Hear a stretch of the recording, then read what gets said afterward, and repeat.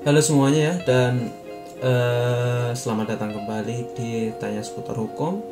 Dan saya akan menerangkan lagi satu hal yang penting, yaitu bisakah chat perselingkuhan atau chat ataupun teleponan atau rekaman atau email, biasanya chat WhatsApp. Chat WhatsApp itu bisakah dijadikan bukti untuk persidangan perceraian nanti? Menurut hukum bagaimana, dan apakah itu bisa dijadikan bukti nanti di persidangan? Intro dulu.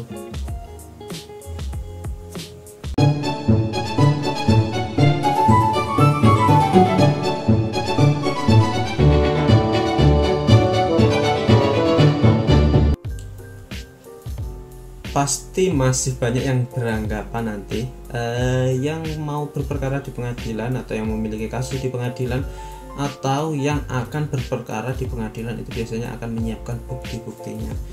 Biasanya bukti-buktinya itu nanti yang akan disiapkan adalah berupa chat, foto, WhatsApp, ataupun rekaman telepon, atau bahkan status di Facebook juga bisa digunakan sebagai alat bukti nanti di persidangan, ya anggapannya seperti itu.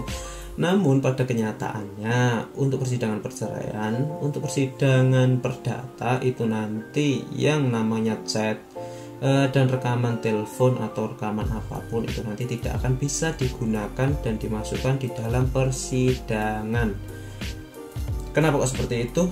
Karena hal tersebut bukan merupakan sebuah bukti otentik atau akta otentik, karena chat merupakan bukti surat dan untuk syarat sebagai di bukti surat harus adanya akta otentik di pengadilan perdata.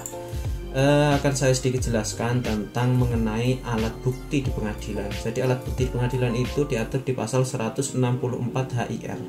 Di situ disebutkan bahwa ada 5 alat bukti di persidangan perdata. Yang pertama ada alat bukti surat, yang kedua ada alat bukti saksi, dan yang ketiga ada persangkaan, yang keempat ada pengakuan, dan yang kelima ada sumpah.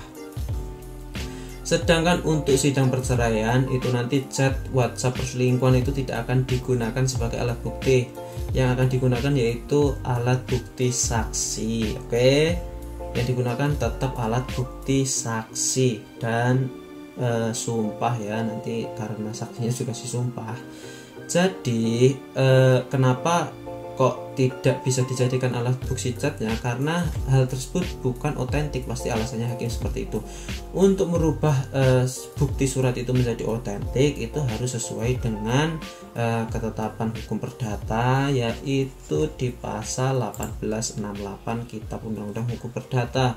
Di situ menyatakan untuk sebuah surat itu dikatakan otentik, syarat-syaratnya yaitu suatu akta otentik adalah suatu akta yang dibuat dalam bentuk dan ditentukan oleh undang-undang dan di hadapan pejabat umum yang berwenang. Jadi untuk bentuknya sudah ditentukan oleh undang-undang dan pejabatnya yang membuatnya juga sudah ditentukan oleh undang-undang. Untuk akta otentik seperti contohnya yaitu akta dari notaris itu akta otentik, akta dari PPAT itu otentik karena bentuknya sudah ditentukan undang-undang dan dibuat oleh pejabat yang berwenang yang diatur berdasarkan undang-undang. Habis itu akta di Dukcapil itu akta otentik, akta di KUA itu juga akta otentik, akta di pejabat lelang itu juga akta otentik.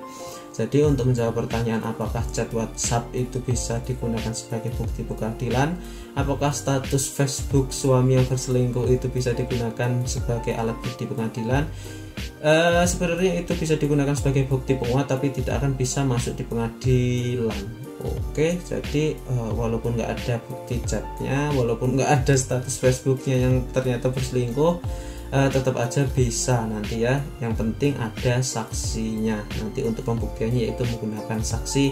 Nanti harus ada 2 saksi yang mengetahui kronologinya seperti itu. Jadi nggak usah repot-repot menyiapkan rekaman telepon dengan orang lain atau repot-repot men-screenshot chat banyak sekali atau status Facebook, karena itu nanti tidak akan digunakan untuk persidangan perceraian ya.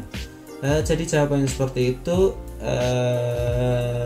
Seperti biasa nggak usah terlalu banyak agar selalu diingat. Itu sedikit ilmu dari saya, dan ada kurangnya lebihnya saya mohon maaf. Seperti biasa saya ucapkan terima kasih. Dadah.